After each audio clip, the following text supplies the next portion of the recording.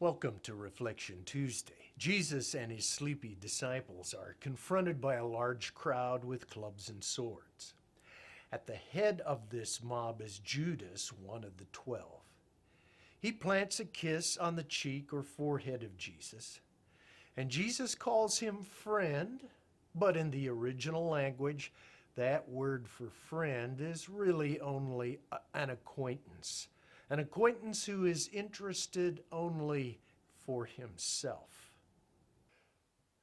So Judas backs away as the mob steps forward. The kiss, of course, identified Jesus to the mob in the relative darkness of Gethsemane. And the mob grabs and confines Jesus and eyes a couple of the other disciples to take along with him. And one of the disciples pulls out his sword in self-defense, and as he wields it, he cuts off the ear of the servant of Caiaphas, the high priest. Jesus immediately heals the servant's ear and tells this disciple, and John 18:10 identifies the disciple as Peter, to put away his weapon. For those who rely on violence, even in self-defense, usually die violently. Jesus informs his defender that if self-protection is what he desired, 12 legions of angels would arrive instantly. Now in the Bible, one angel causes people to hit the dirt in fear. Imagine what 60,000 or more angels could do. Then Jesus speaks to the mob. Why are you so heavily armed? You would think I was a vicious criminal, and yet you did nothing when I was in the temple. Now the mob sent by the Jerusalem leadership showed up in overwhelming brute force. And of course, this is what people in power always do. They never object to cruelty, particularly if they are the ones applying it.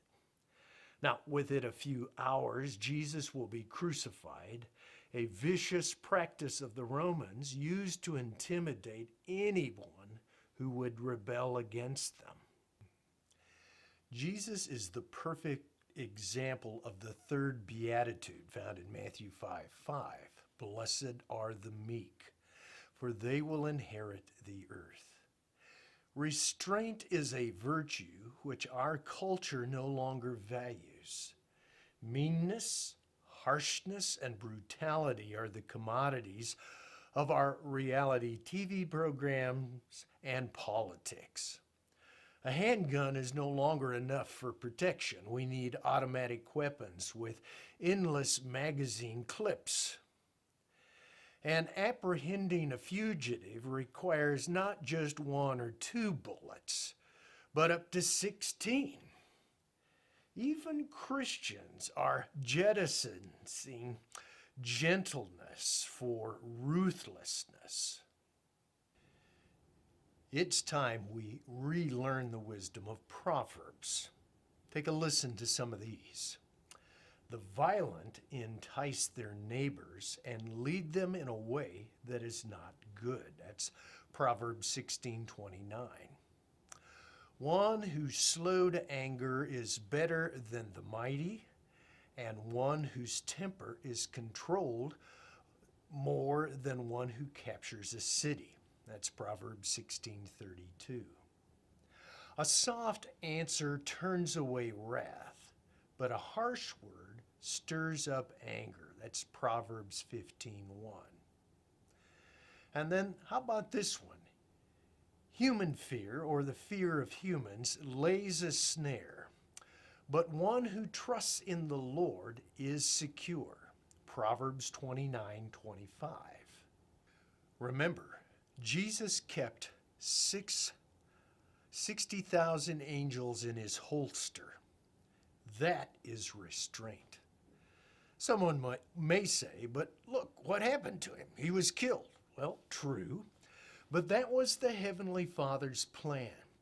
Jesus died to demonstrate human sinfulness and to forgive our guilt. Without restraint, Jesus would have neglected God's purpose, and we would have remained unchanged. When we adopt force and brutality, we cannot realize that God's purpose may include more than our own safety, possessions, and power. The virtue of restraint. Let us exercise it like Jesus. Until next time, God bless.